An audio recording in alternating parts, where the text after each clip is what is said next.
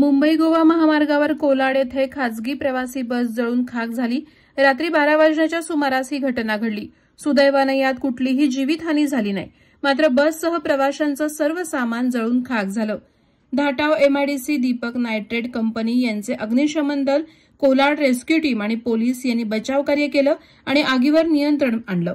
बसमध्ये चालक आणि क्लीनरसह 34 प्रवासी होते। खापरोबा ट्रॅव्हल्सची ही एसी स्लीपर कोच बस मुंबईतील जोगेश्वरी येथून मालवणकडे निघाली होती। कोलाड रेल्वे पुलाजवळ आली असता बसच्या मागील बाजूस मोठा आवाज झाला, तेव्हा ड्रायव्हरनं गाडी थांबवून पाहिलं असता बसनं मागील बाजूस पेट घेतल्याचं दिसलं। तातडीनं बसमधील सर्व प्रवाशांना खाली उतरवण्यात आलं। त्यानंतर आगीचा भडका उडाला। वादळवारा लाईव्हसाठी अक्षय जाधव, रोहा। नवी मुंबई व रायगड जिल्ह्यातील ताज्या बातम्या आणि घडामोडींसाठी सबस्क्राईब करा वादळवारा लाईव्ह चॅनल आणि दाबा बेल आयकॉन।